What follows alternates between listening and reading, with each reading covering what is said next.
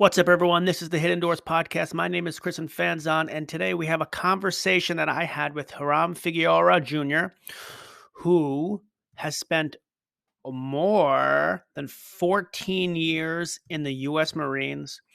He also spent 6 years in the U.S. Department of Veteran Affairs, and now he has a podcast out where he does live town halls on LinkedIn. It's called LinkedIn Perspective Broadcast.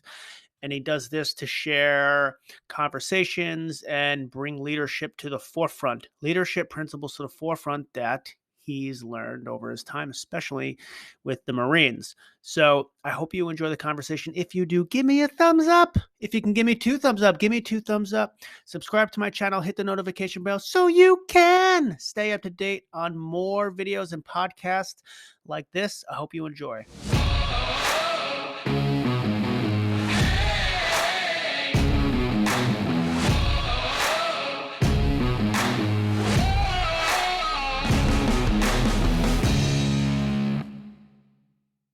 Knowing your impressive background, you have a very impressive background. I looked on LinkedIn. You were in the Marines for at least 14 years. And you have many other things that you're doing. I don't even want to misrepresent your background. So I want to give you the opportunity to just introduce yourself because it seems to be very impressive to me. I want to give you the opportunity just to introduce yourself. My name is Hiram Figueroa. I'm a United States Marine. There's no such thing as former Marine. We're all Marines, first off.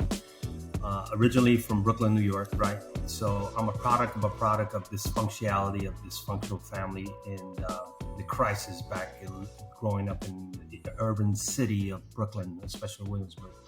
You're talking to a guy originally that initially at the age of 16 with fifth grade reading capability, fourth grade grammar, and social etiquette that was inept. So my escape was back in the 70s, to get out of New York because I found myself being a statistic. Yeah, either I'm going to die or I'm going to go to jail, more or less. So I joined the Marine Corps, escaped, spent 14 years in the Marine Corps, and, did a lot of things. We, been exposed to Beirut, Grenada, Persian Gulf, Gulf War. I was a drill instructor in over there, MCRD, San Diego. So to your point, right? I went to 3 boot camps. So I went to the boot camp at Parris Island. I went to another boot camp in San Diego to be a drill instructor, to be able to challenge the recruits and not look like you're tired and fatigued because you got about 60 to 70 impressionable kids that are looking to find faults for you.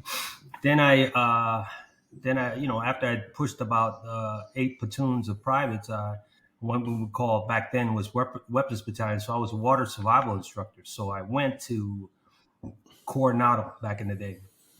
So being battle tested from that was another form of boot camp, but being in the water. So I've been battle tested for a lot of things, and this is going on 38 years ago, right? So for me, it's more or less like a mindset.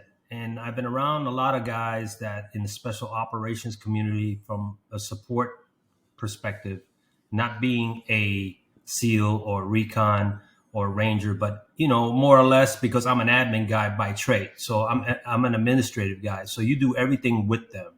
So you learn how the mindset and how you forge teamwork and how things are done. And then from there, I got out. Worked for UPS for like 25 years. That was no joke because everybody thinks, you see drivers driving around, but they're busting their butt. You see them in New York, right? They're busting their butt all day. And it's like, that's wear and tear of the body for 25 years. So I did that. I more or less. You worked at UPS for 25 years? 25 years. Got it. So I became a driver, then became a driver trainer, shop steward, then operations supervisor, on-road industrial engineer, supervisor, and then, part of operations as well. So it came to a point where as we get older, you find yourself that you work for outstanding company like UPS. But here's the thing: when it goes public, everything goes south because you have other hands that pour into it. So I found myself working 19 hours a day. That's from the day I get up to the day I hit the pillow. So I found that we have the highest divorce rate, alcohol rate, drug addiction, bankruptcy, all that stuff.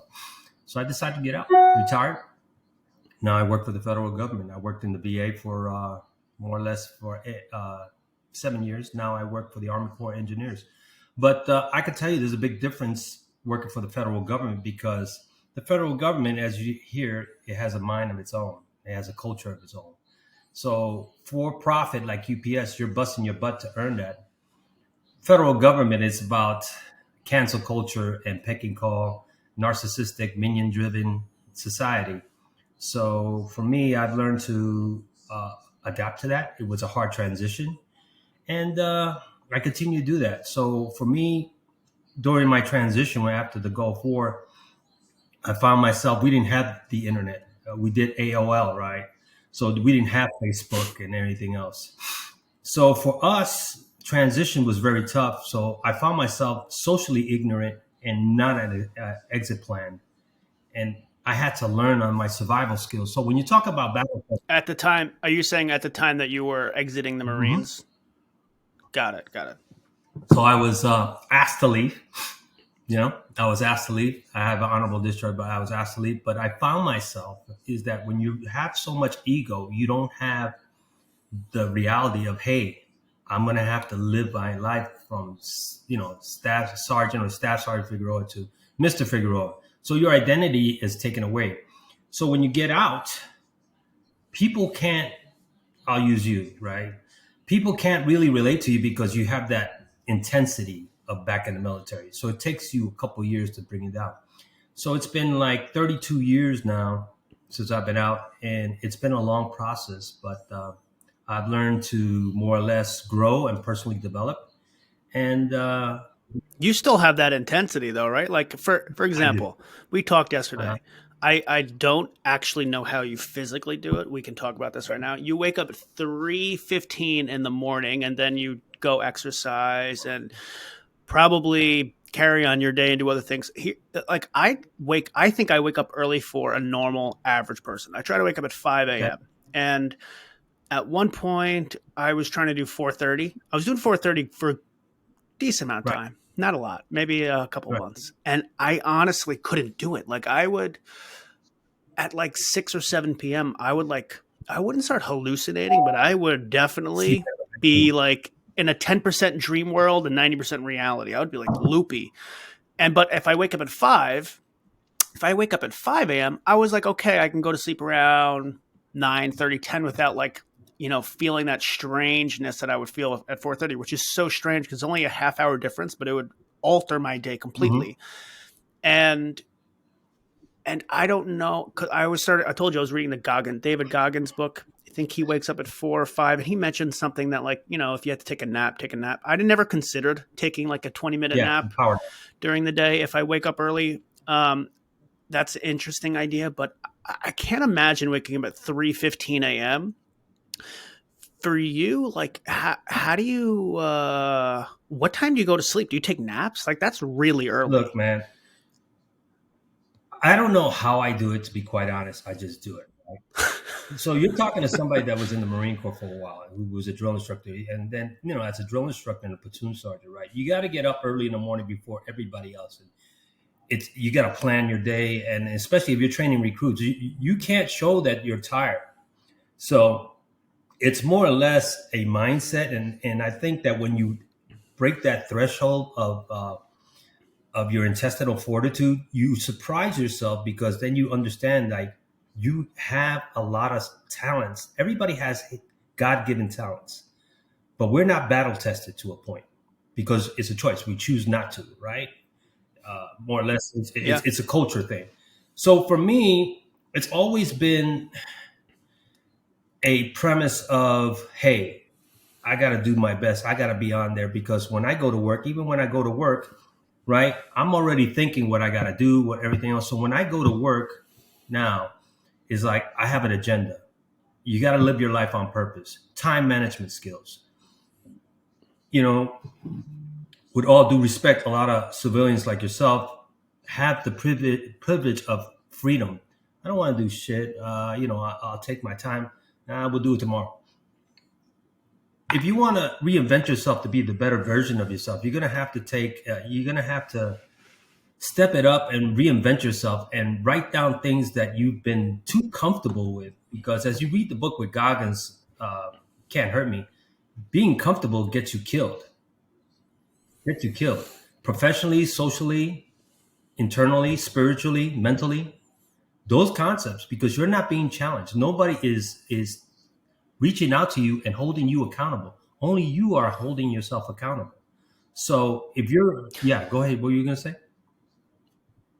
No, I was just gonna say that it's a strange thing trying to bridge civilians and people in the army. It's just a strange thing because like I'm nowhere near ever going to be near a stature like you where I'm battle tested in the army and all that stuff. But I respect the hell out of you guys. And so I read told you I was reading David Goggins' book. I've already read Extreme Ownership by Jocko. That's another And guy I admire. I find the way that they in the book that they were talking about, one of the things was like communication, understanding like roles, responsibilities, communicating. Nothing is unclear, and I like I don't know if that's right. I embody it as like a principle of mine at Right. work, and so every maybe once in a while, my team will team of I just work with a whole bunch of office Mm-hmm. people, and I'll mention like, hey guys, the reason why Navy SEALs are so damn good at what they do is because they're on point. Nothing is ever missed. They're communicating perfectly. Roles and responsibilities are not unclear. You shouldn't think, oh, Sally might do it or I might do it, but we'll see how it gets done. It should not be like, it should be like, you're doing this by this, I'm doing this by this time. But when I say that, sometimes you get like weird reactions like, oh, chill out, dude. Like, but it's just like a strange thing. There are so many principles. Leadership is one, communication is one that you learn being anything with the army. There's a handful of branches. I'm sure they're all way. I'm sure they're all great when it comes to those communication and leadership skills that you build in there.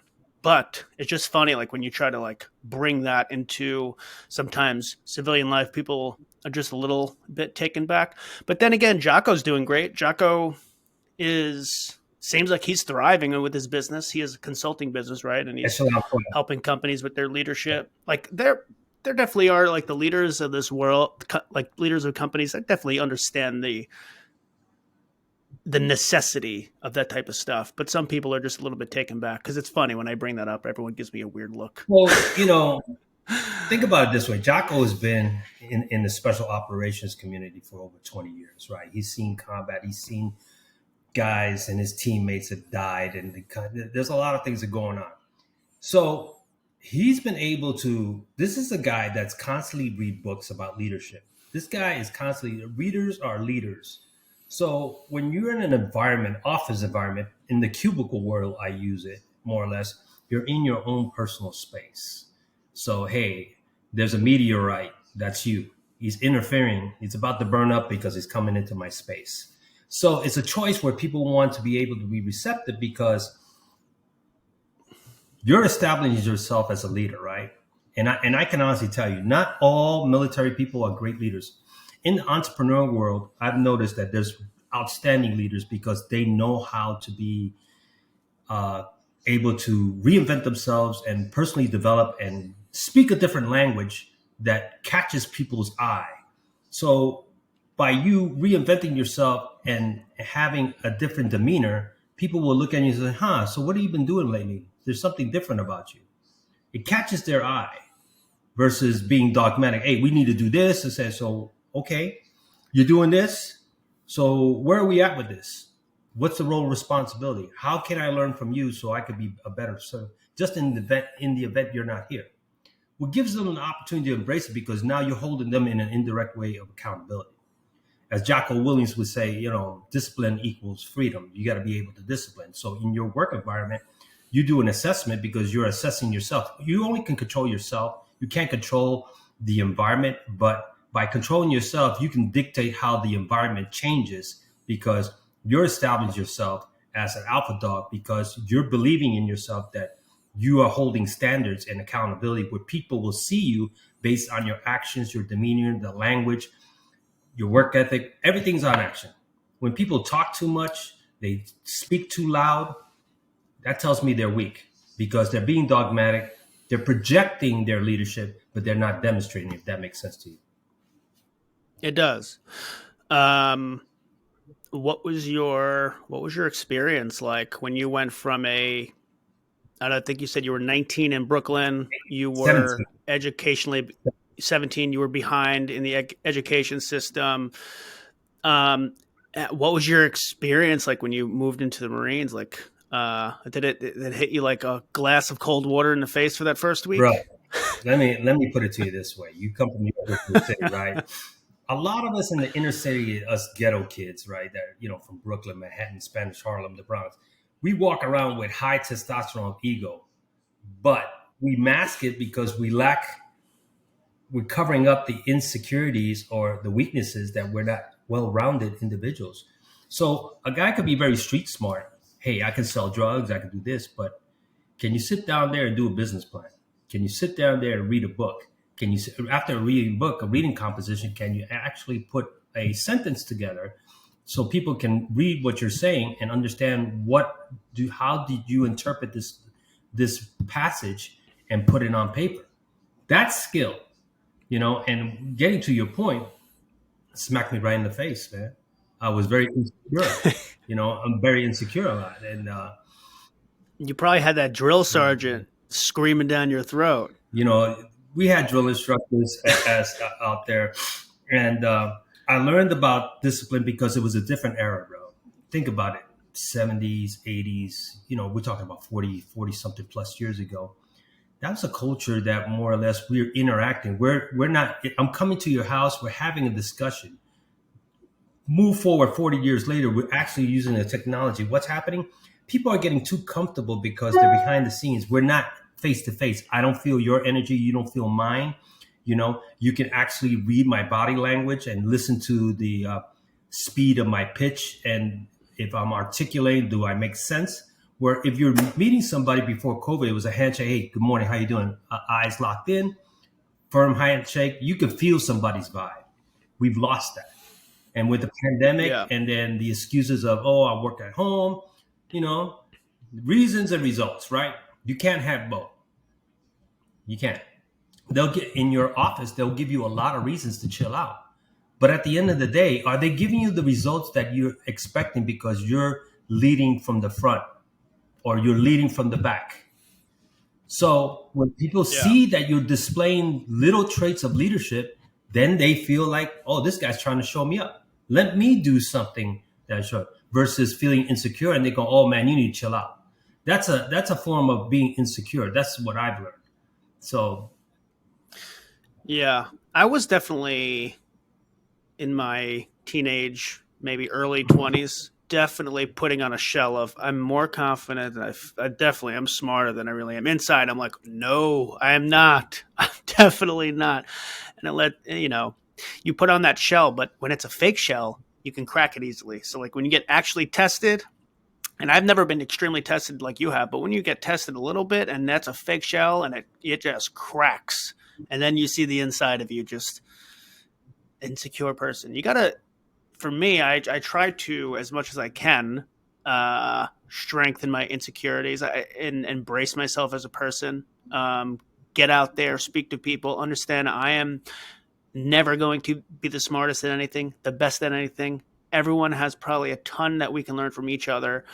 And you're going to be in situations where you are going to suck, where you're going to fall on your face. And it's the matter of trying to be as tough as you to try to get up after a bad thing that happens to you, and like keep going and be motivated to accomplish longer term goals for yourself. And if you're not that way, like I was, a little while ago, 10 years ago maybe, and you're just insecure. You're afraid to go test yourself. You're afraid to be a real leader. You're afraid to learn. You're stuck in your shell. Um, I would assume that's something like a transformation that you had when you went from Brooklyn to the Marines. What was like the hardest part? What was the hardest part for you when you were entered the Marines? Was it waking up No, early? Like was it, it just the whole it lifestyle? was like, as you stated, you think you're tough until you're surrounded with other people that show up. I had people from the country and everything else. They were wearing my ass out, and I'm going like, I'm a city guy, and I learned that failure. Now, here's the thing that I can understand: when people fail, brings opportunities, right? Failure brings opportunities to be better yourself. The only time it becomes a failure is when you fail and you don't do anything about it. So for me, it was more or less like too much ego. I was a mama's boy. I was like, hey, I'm from the hood, whatever. Define, I'm from Brooklyn, New York, and that got old real quick. It was like, what can you do? And more or less, it's like, shut up and just do it. So I've learned from that experience to quietly not advocate or perpetuate the my story unless it's absolutely necessary. So I like to make sure that I check myself and stay humble, especially at this point in my life. And to be quite honest with you, bro, at 61 years old, I didn't expect myself to last this long. So it's more or less like when you hit 60, all these ailments start coming up. Hey, genetically, and I'll disclose this because it's a mental, it's health issues. You don't know when you have high blood pressure, cholesterol, diabetes, and this all falls into my family, right? So I just had an uncle in COVID. He died at 77. He had amputated both his legs, but the man never took care of himself. And I talked to him. Sorry to hear Yeah, I that. know. But I spoke to him on FaceTime and he passed away. But the thing about it is that it taught me a lesson that we're on the clock, right? You're on the clock, I'm on the clock. So I decided to reinvent myself and just give back as an advocate for veterans' right and more or less be a public servant because at the end of the day, if you think about it, all these material things that you have around you, you can't take away. But if you leave a legacy and something where they're going to utilize you, in your passing during your wake, hey, Hiram was this, or Chris was this, Chris did that, he did this, there's stories. Those are memories that nobody can take away because there's not a dollar amount. So your peace of mind, your health, and your independence is more or less how much is that worth to you versus the materialistic. Everybody, you've noticed that people like the millennials, oh, I make six figures, but I'm broke. Well, you suck because you're not managing your time and you're taking advantage. Those are the type of freedom expressions that people don't understand. But if you sit back there and you act and you think like you're making money, but you act like you're broke and you're conservative, you're taking responsibility because God has given us the opportunity of choices. We choose to do things and choose not to. I don't want to preach about, Christianity, as a born again Christian because I was a Catholic dude. But I found that for me, I was going the bad road. I mean, I was drinking every freaking day before I joined the Marine Corps. I was getting drunk, high, everything else. And I've been sober for over 40 years and I refuse to drink. And if people don't understand that you could party all day, but what happens when you look in the mirror and you say, man, I look like crap? Well, you wasted 10, 15 years of, pissing your life away. Now you're trying to speed it up. It's not too late, but you're never going to get that. So, Yeah. I had I don't know if it's a combination of a couple things. I like to read a lot. mhm.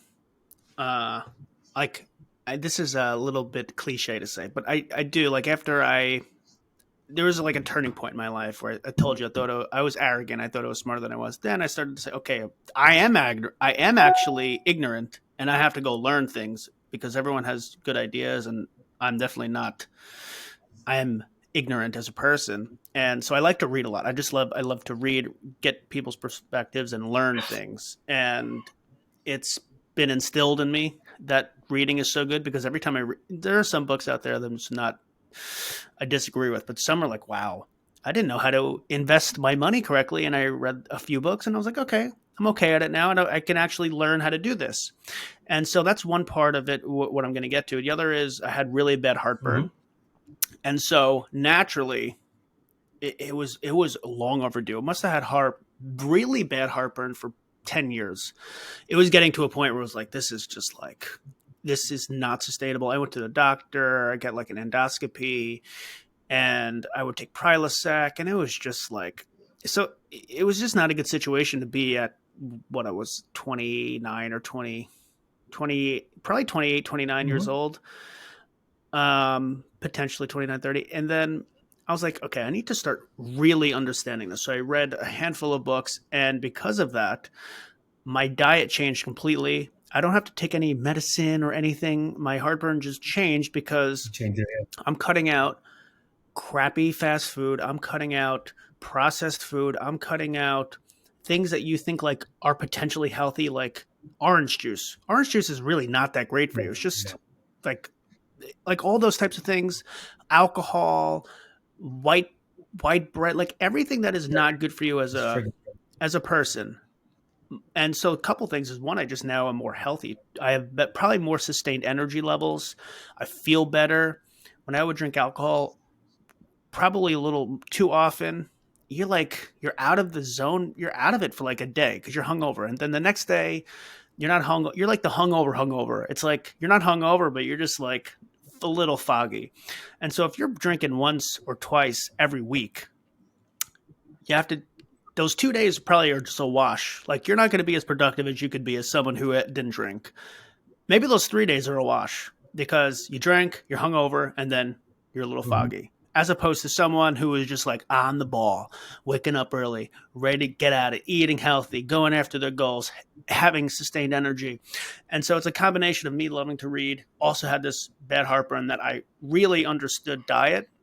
I'm not a dietitian or anything, but I read up on it, have a good amount of information to know here's how I have to eat. And now I just feel like more people should know about this type of stuff. Like, they should be talked about more often, especially in the last 2 years where people who are unhealthy have a much higher likelihood of getting a bad reaction with when it comes to a flu or COVID. Like, you should probably, a handful of things should be done, but one aspect should be change your diet, eat healthier.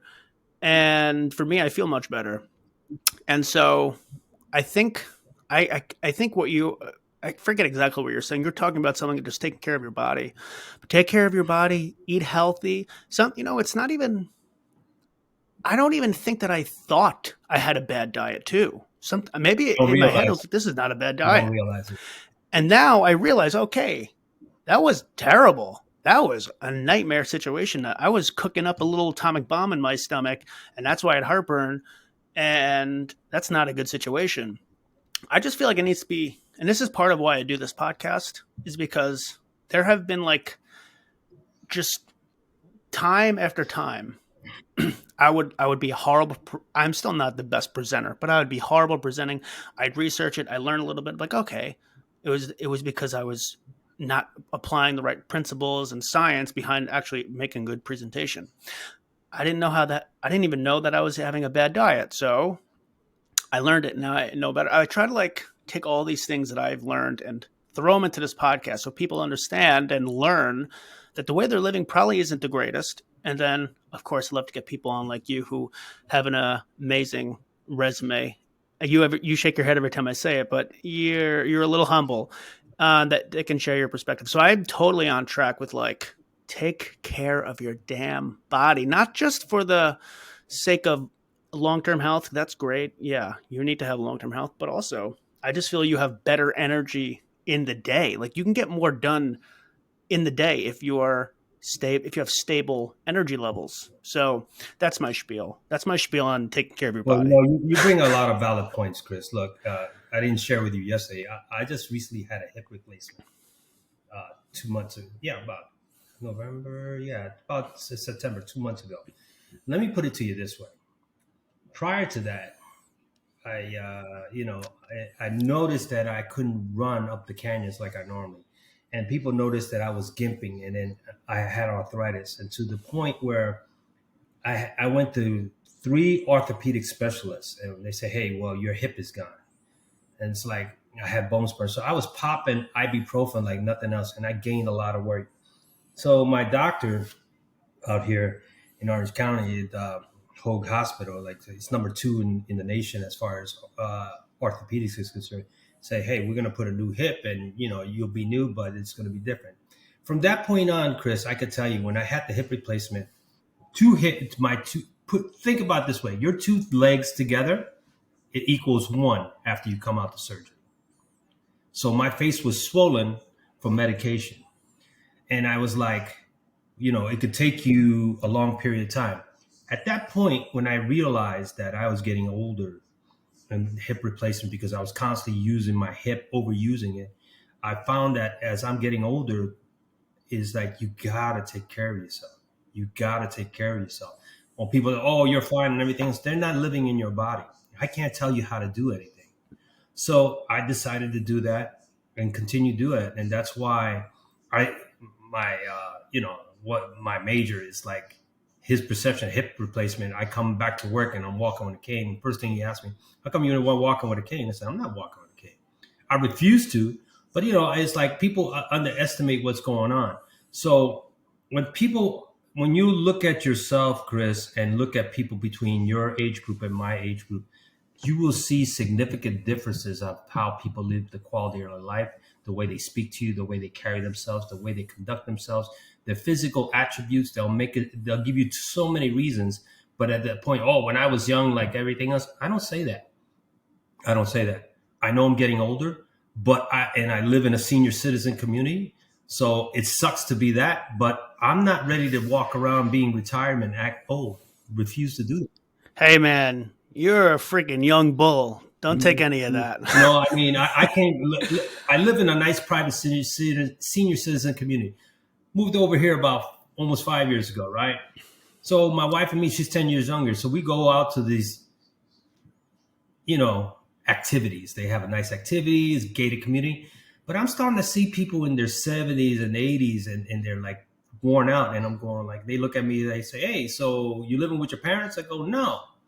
I said, what do you mean? Where's your dad at? So I'm going like, what do you mean, where's my dad at? He says, do you live here? I said, yeah, I live right up the street, one of the canyons.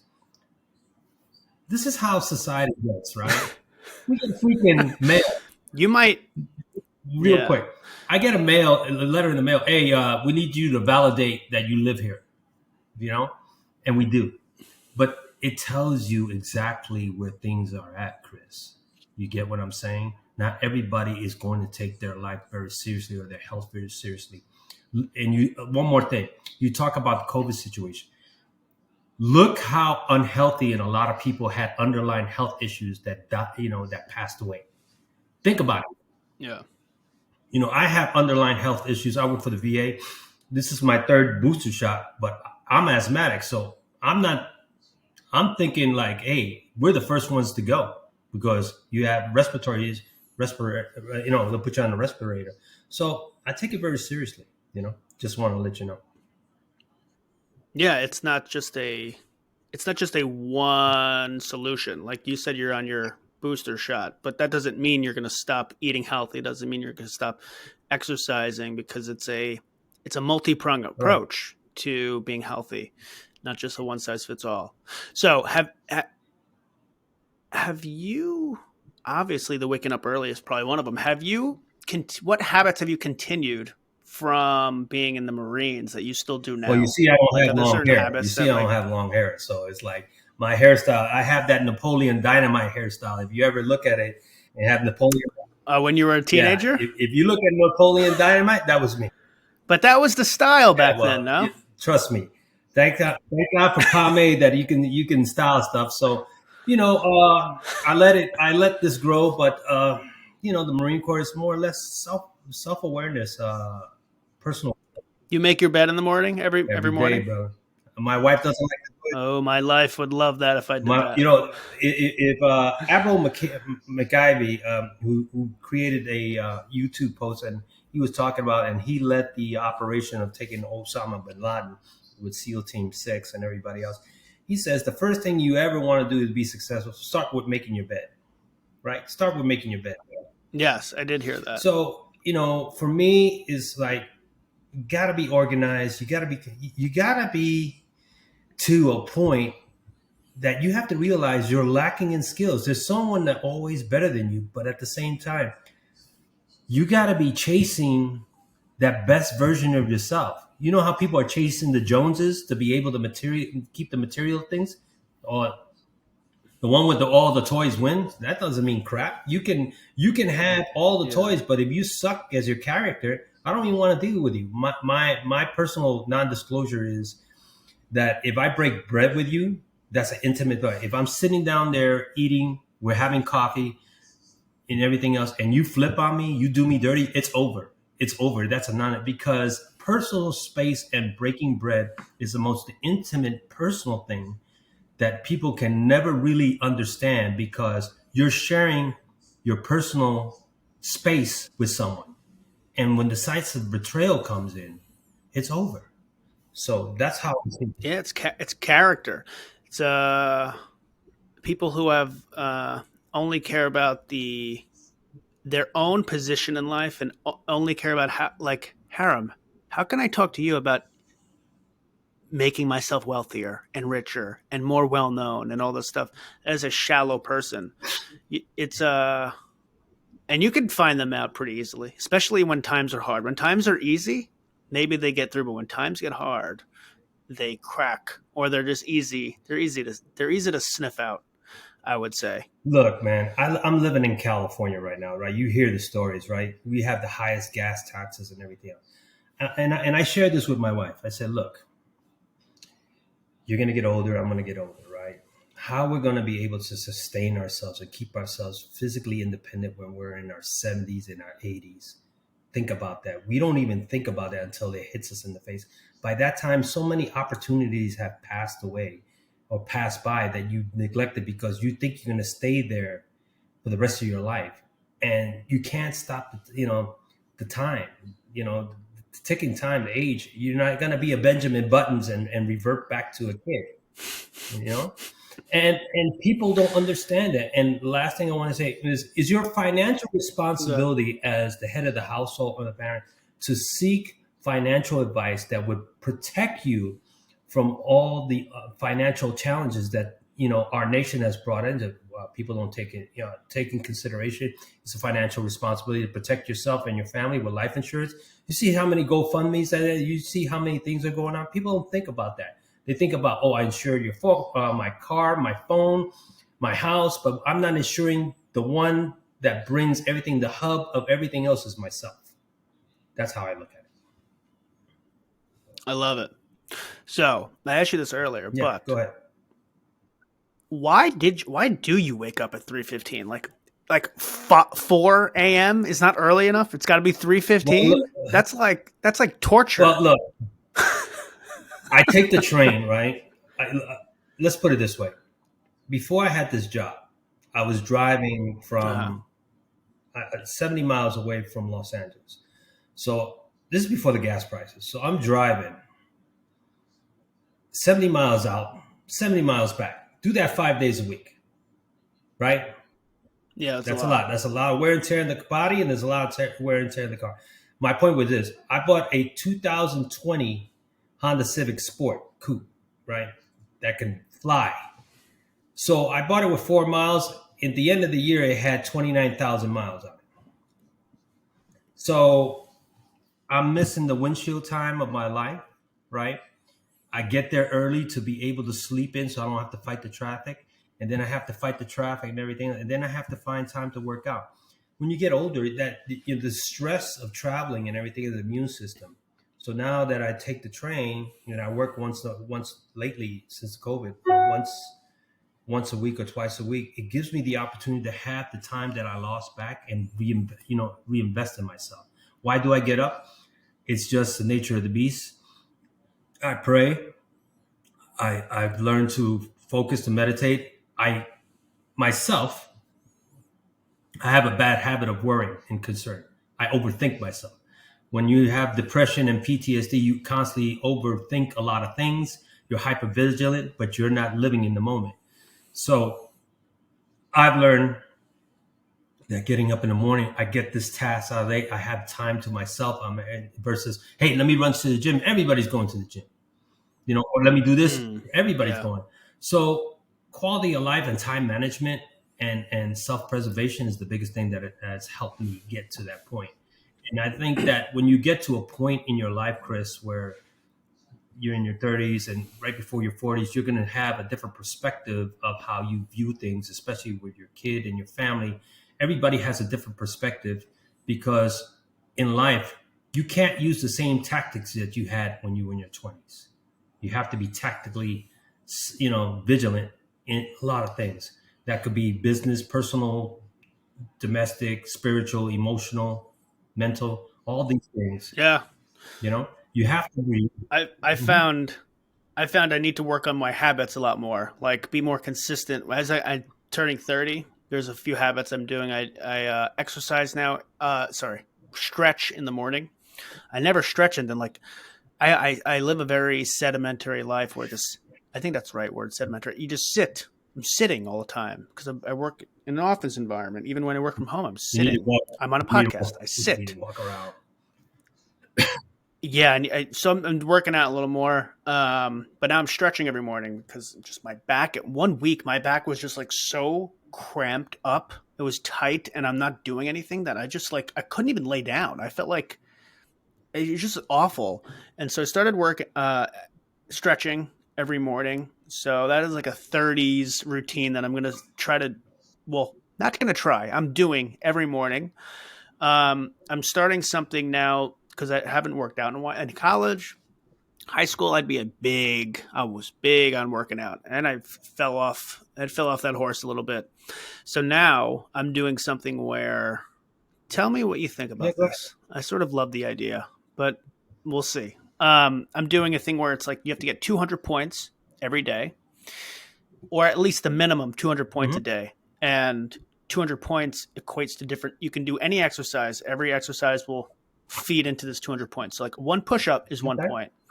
One air squat is 0.75 points. Mile run, if you run a mile, that's 200 points. So if you can run a mile every day, you get to 200 points. If you bike 1 mile, it's 66 points. And then if you like do strength training, like weights or something, then if you do it for 30 minutes, it's 100 points. So I'm trying to do this thing where it's just like every day 200 points. And I've been consistent so far for 2 weeks. That's not saying much because everyone knows that New Year's resolution, most people, I think like 70% of the people stop doing it in 85 January. by So March. the It's way to 85% by March. my couple tactics to stop me there are I'm trying to make it a habit of my identity. I read Atomic Habits, and it's like if you can make a habit part of your identity, you do it every day, and it's something that you do and you don't stop. It becomes more longer term. I also have like accountability buddies. So my brothers have part of this program where at the end of the month, whoever has the highest points, everyone has to give that person ten Well, that's good. dollars. That's a good way to do it. So I'm trying to build something in. Yeah, yeah, I, yeah. So I like yeah, that. at different ages, man, you got to change up your style. You can't be one dimensional. So, so, You cannot be one so let me share dimensional. something with you, right? I go to Yeah. the gym. I see guys in their 20s and they lift at heavy shit, right? But let me explain something. Your body takes a toll after a certain age, right? So high intensity working out and flipping out. If you take martial arts like I've done, big martial art guy, Muay Thai, kickboxing and Krav Maga. Those are things that are very component that teaches you how to deal with stress using the workouts that you actually do and implement it because you're using your whole body as a weapon. So the other thing I suggest is they take shortcuts. For me, is like I use a lot of supplements. I use supplements like as we get older to you, Chris, at the age of 35, between 30 and 35, males start losing their testosterone level. So I recommend taking DHEA as a testosterone replacement that helps you give that energy with amino acids and tribulus. That's another form of more or less of helping you become lean. And pre-workouts is something that would help you get that. That helps you sustain your flexibility because a lot of guys that can lift, they'll be buff, but That's all they can do. They walk around like this, but they can't do anything. You have to be able to identify that when you reinvent your temple, you want to be as agile, as fit, and versatile as possible. The other thing I could suggest to you is that if you look on YouTube, try yoga. I'm going to tell you something. Yoga is no joke, especially for the guys in the beginning. It takes a lot of body strength, right? It takes a lot of body strength. And if you're feeling sore, I suggest is take natural supplements like turmeric, for pain, and magnesium. And what happens is in glutamine, that's hits the body to when you're tight, relaxes the body, and then you're able not only to stretch, but you can do that. And if personal care, man, is like I just uh, last Friday I went and got a massage, and I got beat up by this Chinese lady. She was digging her elbow for a whole hour, and I can honestly tell you, man, she got all the knots in my back. And human touch to be able to get that, and a masseuse to get that, reinvigorates yourself and helps you, and you don't feel like I'm tight or I'm going to snap my back or things like that. Those are little things that I do to help take care of myself. What about a foam roller? I ordered a foam roll. This is crazy. I ordered a foam roller because I had a conversation about this, and someone's like, "Yeah, do it for your back. It's helpful." And I get a dog bed. So Amazon accidentally sent me a dog bed. How does that work out? So I was supposed to get it yesterday, but I want to get a foam roller for my back. Is that something that you I suggest that? Yeah, use? I suggest that too, because look, when you're sitting in the office and you're constantly mentally using, two things happen. You're looking at a screen, like you dimmed the screen, fluorescent light. After a period of time, your eyes are going to go bad because of fluorescent light. Right? You got to have background. The other thing is the body was created to move. Okay, so for you need to take a time out and say, "Hey, I'm taking a break. I earn it. Let me stretch out, walk around, get the body moving as possible." When people sit there too long, they commit themselves. They use that as excuses. I'm constantly working, but how are you going to be the best person the following day? You're sitting your ass every day. That's not good. It's not. So you moving around and stretching around is possible. Like right now, I don't run, but when I go to a workout, I spend 5 minutes on the elliptic glide. And so 5 minutes on the elliptic glide, what happens is if you pace yourself every day, you don't have to be running 10, 15 minutes. If you do 5 minutes, it elevates your heart rate. It reduces the stress. You need to perspire to release the toxins, go to a steam place, things of that. Pamper yourself, be good to yourself because you deserve it. You need to be selfish for yourself in order to serve others. That's what I've learned. I love it. So now you, I think, are a host of a podcast. That's correct. It's LinkedIn Perspective Broadcast Podcast. I just started 6 months ago. So what I've done is more or less, I started with a guy. He has his own podcast. We went our separate ways, but I started to utilize the LinkedIn Perspective Broadcast because we're so used to being on social media like we're on right now. And people are looking at your posts and they're envisioning what your profile of how they are. What kind of guy is this person? What kind of guy is Chris? Or what kind of guy is Hiram? So what I do is take a segment of something that's correlated to the news, but we speak real talk. So it's a virtual town hall to be able to educate people and have a virtual town hall. We can agree to disagree, but we're not going to touch the subject about politics. We're not going to touch the subject about religion. We're not going to touch anything else. We talk about veterans. We're talking about personal leadership. We're talking about situation awareness. I talked about Afghanistan, how that went out to left field. I spoke to Lieutenant Colonel Schuler and his parents about that situation. We talked about other things with law enforcement. So I put things out there, and we talk about suicide. I put it out there for people to engage, because if you notice, Chris, people are so used to looking at this phone, right? They put their heads down, but their mind is working so much. And then when you give them an opportunity to set a public platform, you're not passing judgment. Well, thank you very much. Thank you for that. Instead of saying, I don't agree with you, you give them the opportunity to validate themselves, and they feel empowered. So That's what I do. So I used to do it a lot, but I figure that it becomes redundant because you're looking for segments and it waters down the content. So for me, I've scaled back a little bit, and with something significant, I'll put it out there. And then, I did one scenario, Christmas Eve. I did a broadcast podcast, and we talked about situation awareness about suicide. How a lot of people are very depressed during that holiday. They feel alone. You'd be surprised how many people kill themselves during that course of time, and they don't want to reach out. But hey, you should invite them and engage with them, saying you're not alone. Reach out. So that was a hit. And New Year's Eve, I'm going to be doing something else as well. It's like right before New Year's Eve, I say, hey, be safe. You owe it to yourself. Be personally responsible. Be cognizant of everything else, and then go into the new year with a different mindset versus, hey, I'm doing a New Year's resolution. No, let's have a real conversation with no commercials, no sponsors. It's more or less I dictate it. And I always put the caveat is the show is not to create a sense of anarchy like the insurrection of the White House or create some rebel rousing. It's more or less to reach out to professionals like yourself and have a discussion and get a point of view, and let's talk about that. So that's what I do. I love it. I had a post on LinkedIn last week, I think.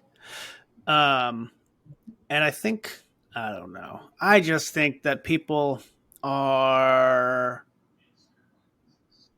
less inclined to have a conversation with other people nowadays because of a disagreement on something. So I had a post. It was maybe a little cliche, who knows, but I posted it and I was like, look, you're all going home for the holidays and everyone is going to disagree with you on virtually any topic. Don't let that stop you from just talking to each other. And like I had a whole podcast on this where, if you go into a conversation where I equate it to a courtroom. If you had a courtroom, look at a live courtroom, the two sides are never going to agree with each other, even if the other side is making a ton of sense. Correct. And that cannot be how we talk to people in real life. Like if I were to talk to you and we have different thoughts and you make a ton of damn sense, I should be able to let my ego step aside and say, you know what, Hiram? That actually makes a lot more sense of what the hell I was saying. I agree. Cool. But, I just feel like we can't have every conversation, especially a little bit when the politics gets involved. I don't like talking politics on this, but especially when politics gets involved, everyone's in their corner. And it doesn't even matter if the other side makes sense. It doesn't even matter because you've already picked your side. I think if we can go into conversations with an open mind. I've read the book Green Lights by Matthew McConaughey. And one of his experiences, he was in Africa. One of his experience was two people were talking. He got involved, he thought they were arguing. He tried to get involved and pick one side, but the guys were like, no, we're not trying to be right, prove we're right or wrong. We're trying to just understand each other. So if people can just go into a conversation to understand each other, let's just say with the intention of, I know you're a good person. I know you're not trying to harm anyone. I just want to understand your point of view, and I want you to understand my point of view. If people had that type of conversation, I feel like there'd be much less polarization in this world. But for some reason, we have to be like a live courtroom. We have to be, I'm right and you're wrong. I'm going to prove you why you're wrong and I'm right. And then as soon as you do that, how do you expect to have a real conversation about anything? And so if you're not going into a conversation saying, I am open to actually being wrong. I could be, and I probably am. Who knows? I'm lucky if I'm right half the time. Who the hell knows? So I love that you have those conversations and they're open. And are they live? Are those live conversations? Live conversations. And to your point is, look, we can agree to disagree, but not disrespect, right? Everybody has entitled to opinion. And then that's why we're running into, we had this conversation yesterday, is like, authoritarian. We're more or less socialistic because we have so much freedom. We have so much that we've lost what the past generations have fought for. We've lost your grandparents, great grandparents. They had a different era. It's like sit down, wash your hands, come to dinner. We all gonna say grace. I'm using this analogy. Now people bring their phones to the freaking dinner table. Leave that out, right?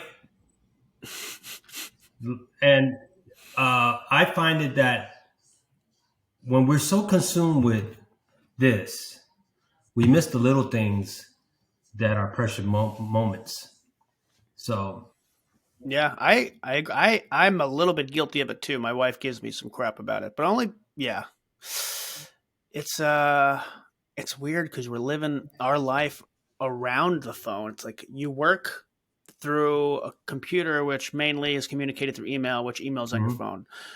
A lot of your friends communicate through maybe a social media, so it's through your phone.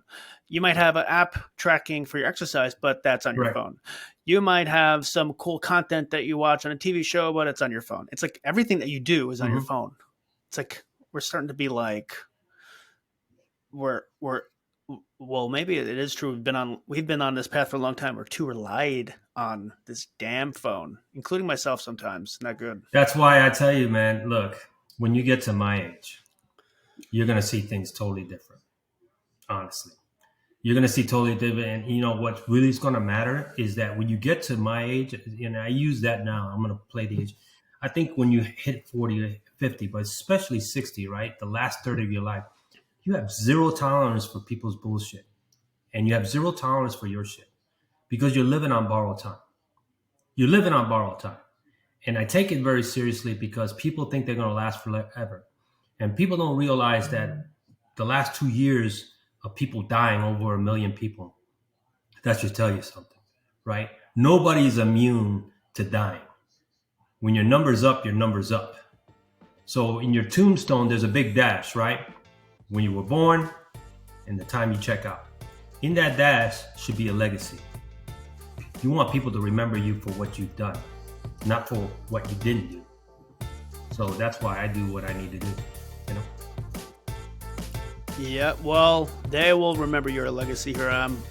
We're coming up on the hour. I'm gonna end it here. I know you got a lot more things to do. You were up at 3 a.m. I'm good. So what is that? So you're what? 8? It's 8 a.m. your time. You've been up for 5 hours. You're kicking butt. You are kicking butt. All right. I appreciate you coming on. It was a pleasure having a conversation with you. I look forward to seeing that New Year's podcast or that New Year's event, town hall that you're going to do. So keep doing your thing. Keep kicking butt. Appreciate you coming on here and talking to me, and have a really good. Likewise, man. I appreciate that, and thank you for the opportunity. Enjoy yourself. This was Yeah. all right, You bro. too. All right. Thank you.